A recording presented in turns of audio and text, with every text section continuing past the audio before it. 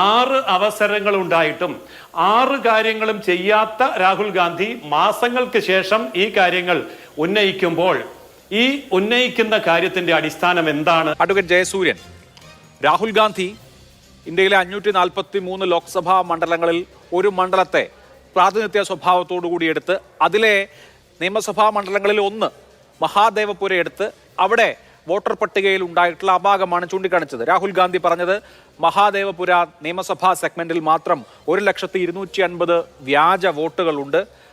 അതിൽ 11,965 ഇരട്ട വോട്ടുകളാണ്. 40,009 വ്യാജ അഡ്രസ്സിലുള്ള വീട്ടു നമ്പറും അച്ഛൻ്റെയും അതുപോലെ തന്നെ മറ്റ് വിവരങ്ങളുമൊക്കെ വ്യാജമായി ചേർത്ത വോട്ടാണെന്നുള്ളതാണ്. 10,452 വോട്ട് ബൾക്ക് വോട്ടർമാരാണ്. എന്ന് പറഞ്ഞാൽ ഒരു സിംഗിൾ റൂമിൽ 80-90 പേരെ വോട്ട് ചേർത്ത സംഭവം. പിന്നെ 4,132 വോട്ട് വ്യക്തതയില്ലാത്ത ഫോട്ടോ ഉള്ള വോട്ടർ പട്ടികയിൽ ചേർക്കപ്പെട്ട വോട്ടുകളാണ്. ഫോം 6 ഉപയോഗിച്ച് കന്നി വോട്ടർമാരായി ചേർന്ന 33,692 പേർ, 65-70 വയസ്സൊക്കെയുള്ള ആളുകളാണ് കന്നി വോട്ടർമാരായി ചേർന്നത്. ഇതാണ് രാഹുൽ ഗാന്ധി പറഞ്ഞതിന്റെ ക്രക്സ്. ഇപ്പോൾ തെരഞ്ഞെടുപ്പ് കമ്മീഷൻ വാർത്താ സമ്മേളനം വിളിച്ചപ്പോൾ ഞാൻ വിചാരിച്ചു ഇതിനൊക്കെ എണ്ണി മറുപടി പറയുകയും ഇതൊക്കെ വസ്തുതാവിരുദ്ധമാണെന്ന് സ്ഥാപിക്കുകയും നമ്മുടെ ജനാധിപത്യം നല്ല ആരോഗ്യത്തോടുകൂടി ഇരിക്കുകയാണ് എന്ന് ഈ രാജ്യത്തെ ബോധ്യപ്പെടുത്തുകയും ചെയ്യുമെന്നാണ് പ്രതീക്ഷിച്ചത്. പക്ഷേ കേവല വാചാടോപത്തിന് അപ്പുറത്ത് തെരഞ്ഞെടുപ്പ് കമ്മീഷൻ ഒന്നും പറഞ്ഞില്ലെന്ന് മാത്രമല്ല, വോട്ട് ചോരി, വോട്ട് മോഷണം എന്ന് പറയുന്നത് ഭരണഘടനയെ അവഹേളിക്കലാണെന്നും പറഞ്ഞുപോയി. ഇതുപോലെ ഉണ്ടയില്ലാത്ത വെടിവെക്കാൻ വേണ്ടിയാണോ തെരഞ്ഞെടുപ്പ് കമ്മീഷൻ വാർത്താ സമ്മേളനം വിളിച്ചത്?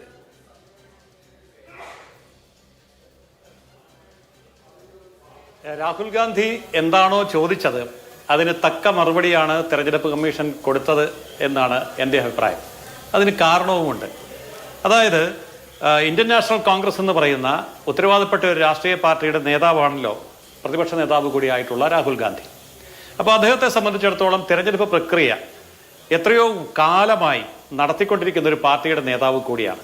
അപ്പോൾ തെരഞ്ഞെടുപ്പ് പ്രക്രിയയിൽ ഈ വ്യാജ വോട്ട് അല്ലെങ്കിൽ കള്ള വോട്ട് അതല്ലെങ്കിൽ ഇരട്ട വോട്ട് അങ്ങനെയുള്ള എന്തെങ്കിലും പ്രശ്നങ്ങളുണ്ട് എങ്കിൽ അത് നേരിടാനും അത് തടയാനും അത് തിരുത്താനും ഒക്കെയുള്ള അവസരം 1-2 തവണയല്ല 6 തവണ ലഭിക്കുന്നുണ്ട്. അതായത് കരട് വോട്ടേഴ്സ് ലിസ്റ്റ് പ്രസിദ്ധീകരിക്കുമ്പോൾ രാഷ്ട്രീയ പാർട്ടികൾ ആ കരട് വോട്ടേഴ്സ് ലിസ്റ്റ് നോക്കണം, എന്നിട്ട് അതിൽ തിരുത്തലുകൾ കൊടുക്കണം. ഇനി അതല്ല, സാധിച്ചില്ല എന്നുണ്ടെങ്കിൽ ഫൈനൽ വോട്ടേഴ്സ് ലിസ്റ്റ് പ്രസിദ്ധീകരിക്കുമ്പോൾ അതിനെതിരെ ആക്ഷേപങ്ങൾ കൊടുക്കാം. ഇനി അതല്ല, മൂന്നാമത് സപ്ലിമെന്റ് ലിസ്റ്റ് പ്രസിദ്ധീകരിക്കുന്നുണ്ടല്ലോ ഇലക്ഷന് തൊട്ട് മുമ്പായിട്ട്. ആ സമയത്ത് ആ സപ്ലിമെന്റ് ലിസ്റ്റിലും കാര്യങ്ങൾ പൂർണ്ണമായി വന്നിട്ടില്ല എന്നുണ്ടെങ്കിൽ അപ്പോഴും പരാതിപ്പെടാം. ഇനി അതുമല്ല, ഇലക്ഷൻ നടക്കുന്നതിന് തൊട്ട് മുമ്പ് ബൂത്തിൽ വെച്ച് വോട്ടേഴ്സ് ലിസ്റ്റിന്റെ മാർക്ക്ഡ് കോപ്പി രാഷ്ട്രീയ പാർട്ടികളുടെ ബൂത്ത് ഏജന്റുമാർക്ക് നൽകുന്നുണ്ടല്ലോ, അപ്പോഴും അത് പരിശോധിച്ചിട്ട് തെറ്റുണ്ടെങ്കിൽ അവിടെയും ചൂണ്ടിക്കാണിക്കാം. ഇനി അതും സാധിക്കുന്നില്ല എന്നുണ്ടെങ്കിൽ അഞ്ചാമതായിട്ട് കള്ളവോട്ടുകാരൻ കള്ളവോട്ട് ചെയ്യാൻ വേണ്ടി ബൂത്തിലെത്തുമ്പോൾ പാർട്ടിയുടെ ബൂത്ത് ഏജന്റ് അവിടെ ഉണ്ടല്ലോ, അവിടെ ചലഞ്ച് ചെയ്യാം. ഇനി ചലഞ്ച് ചെയ്യാനും പറ്റിയില്ല എന്നുണ്ടെങ്കിൽ തെരഞ്ഞെടുപ്പ് കഴിഞ്ഞിട്ടാണ് ഇതൊക്കെ കണ്ടുപിടിക്കുന്നത് എങ്കിൽ 45 ദിവസത്തിനകം നിയമപരമായി കോടതിയെ സമീപിക്കാം. ഈ പറഞ്ഞ 6 അവസരങ്ങൾ ഉണ്ടായിട്ടും 6 കാര്യങ്ങളും ചെയ്യാത്ത രാഹുൽ ഗാന്ധി മാസങ്ങൾക്ക് ശേഷം ഈ കാര്യങ്ങൾ ഉന്നയിക്കുമ്പോൾ ഈ ഉന്നയിക്കുന്ന കാര്യത്തിന്റെ അടിസ്ഥാനം എന്താണ് എന്ന് എല്ലാവർക്കും മനസ്സിലാകും എന്നല്ലേ ഇന്ന് തെരഞ്ഞെടുപ്പ് കമ്മീഷൻ പറഞ്ഞത്? അല്ല, ഞാൻ ചോദിച്ച കുട്ടിയൊന്നും അല്ലല്ലോ രാഹുൽ ഗാന്ധി. തെരഞ്ഞെടുപ്പ് കമ്മീഷന് ഈ ആരോപണത്തിൽ 1,250,000 വോട്ടുകൾ വ്യാജമാണ് എന്ന ആരോപണത്തിൽ ഒന്നും പറയാനില്ലേ എന്ന ഒന്നാമത്തെ ചോദ്യം. പിന്നെ താങ്കൾ പറഞ്ഞതുപോലെ കരട് വോട്ടർ പട്ടിക, അന്തിമ വോട്ടർ പട്ടിക എന്നൊക്കെ പറഞ്ഞല്ലോ. നമ്മുടെ തൃശ്ശൂർ ലോക്സഭാ മണ്ഡലം എടുത്താൽ അവിടെ 1,19,000 വോട്ട് ചേർത്തത് ഈ സപ്ലിമെന്ററി ലിസ്റ്റ് വന്ന ഏറ്റവും അവസാന ഘട്ടത്തിലാണ്. എന്ന് പറഞ്ഞാൽ തെരഞ്ഞെടുപ്പ് നടക്കാൻ പിന്നെ ദിവസങ്ങൾ മാത്രം ബാക്കിയുള്ള ഘട്ടത്തിൽ. അതുപോലെയാണ് മിക്കവാറും എല്ലാ മണ്ഡലങ്ങളിലും നടന്നിട്ടുള്ളത് എന്ന് തോന്നുന്നു, അല്ലെങ്കിൽ അങ്ങനെ വിശ്വസിക്കേണ്ടതായ കാരണങ്ങൾ ഇപ്പോൾ നിലവിലുണ്ട് താനും. ഇവിടെ തെരഞ്ഞെടുപ്പ് കമ്മീഷനെ സംബന്ധിച്ച് തെരഞ്ഞെടുപ്പ് കമ്മീഷൻ ഇതിന്റെ രേഖകൾ ഈ വോട്ടർ പട്ടിക ഡിജിറ്റൽ ഫോർമാറ്റിൽ ലഭ്യമാക്കുന്നു പോലുമില്ല. എന്തുകൊണ്ട് ഇത്രയും താമസിച്ചു എന്ന് ചോദിച്ചാൽ 6 മാസം അനേകം മനുഷ്യർ പണിയെടുത്തിട്ടാണ് ഇങ്ങനെ 2-3 അടി ആൾ പൊക്കത്തിൽ വലുപ്പമുള്ള കടലാസ് ഷീറ്റുകൾ വിശകലനം ചെയ്ത് വേണം വ്യാജമേത് അല്ലാത്തത് ഏതെന്ന് കണ്ടുപിടിക്കാൻ. അല്ലാതെ മാർഗമൊന്നുമില്ലല്ലോ. ആ ശ്രമകരമായ ദൗത്യത്തിനൊടുവിൽ രാഹുൽ ഗാന്ധി ഒരു ഡാറ്റ മുന്നോട്ട് വെക്കുന്നു. അത് അഡ്രസ് ചെയ്യാത്തത് എന്തുകൊണ്ടാണ് തെരഞ്ഞെടുപ്പ് കമ്മീഷൻ? രാഹുൽ ഗാന്ധി പറഞ്ഞ കാര്യം തെറ്റാണ്, ഈ പറയുന്ന വോട്ടർമാർ ജെനുവിൻ ആയിട്ടുള്ള വോട്ടർമാരാണ് എന്ന് തെരഞ്ഞെടുപ്പ് കമ്മീഷൻ പറഞ്ഞിരുന്നെങ്കിൽ അത് രാജ്യത്തിന് ബോധ്യപ്പെട്ടേനെ. അങ്ങനെ പറയാൻ എന്തുകൊണ്ടാണ് കഴിയാത്തത്? അല്ല, ഈ 5-6 അടി പൊക്കമുള്ള ഈ പറയുന്ന വോട്ടേഴ്സ് ലിസ്റ്റ് മുഴുവൻ പരിശോധിക്കാൻ ഇത്ര മാസം വേണമെന്നൊക്കെ ആരോടായി പറയുന്നത്?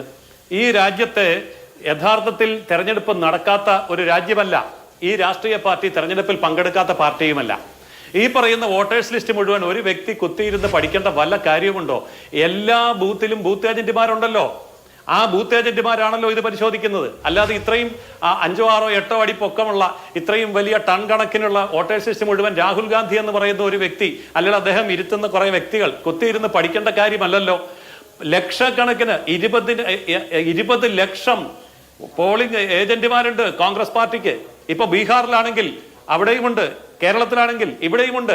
അപ്പോൾ ബൂത്ത് അടിസ്ഥാനത്തിലാണ്, ബൂത്ത് ഏജന്റുമാരാണ് ഈ കാര്യങ്ങൾ പഠിക്കുകയും അതിന്റെ തെറ്റ് തിരുത്തുകയും ചെയ്യേണ്ടത്. ഇതെല്ലാ രാഷ്ട്രീയ പാർട്ടിയിലും ചെയ്യുന്ന കാര്യമാണ്, അല്ലാതെ ഒരു രാഹുൽ ഗാന്ധി കുത്തിയിരുന്ന് ചെയ്യേണ്ട കാര്യമല്ല ഇത്.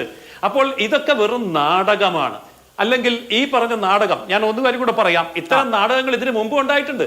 ഇപ്പൊ കേരളത്തിൽ 2021 നിയമസഭാ ഇലക്ഷൻ കഴിഞ്ഞപ്പോൾ അന്ന് പ്രതിപക്ഷ നേതാവായിരുന്ന, കേരളത്തിലെ പ്രതിപക്ഷ നേതാവായിരുന്ന രമേശ് ചെന്നിത്തല പറഞ്ഞു 4,34,000 ഇരട്ട വോട്ടുകളുണ്ട് എന്ന് പറഞ്ഞുകൊണ്ട് അദ്ദേഹം ഇതേ കാര്യം തന്നെ ഇന്ന് രാഹുൽ ഗാന്ധി പറയുന്ന കാര്യം അന്ന് രമേശ് ചെന്നിത്തല 2021 നിയമസഭ കഴിഞ്ഞപ്പോൾ കേരളത്തിൽ ഉന്നയിച്ചതാ. എന്നിട്ട് എവിടെ പോയി? ആ ഉന്നയിച്ച കാര്യത്തിൽ ഇന്നിപ്പോ രമേശ് ചെന്നിത്തല മിണ്ടുന്നില്ലല്ലോ. അപ്പൊ ഇതൊക്കെ ഇലക്ഷന്റെ മുമ്പും പിമ്പും ഒക്കെ ഉണ്ടാകുന്ന ചില കാര്യങ്ങൾ മാത്രമാണ്. നിയമപരമായി ഇതിനെ നേരിടാൻ കിട്ടുന്ന അവസരങ്ങൾ നഷ്ടപ്പെടുത്തിയതിനു ശേഷം ഇങ്ങനെയുള്ള പുകമറ സൃഷ്ടിച്ചുകൊണ്ട് യഥാർത്ഥത്തിൽ ഇലക്ഷൻ കമ്മീഷനെ തെറ്റിദ്ധരിപ്പിക്കുകയാണ് ജനങ്ങളുടെ മുമ്പാകെ.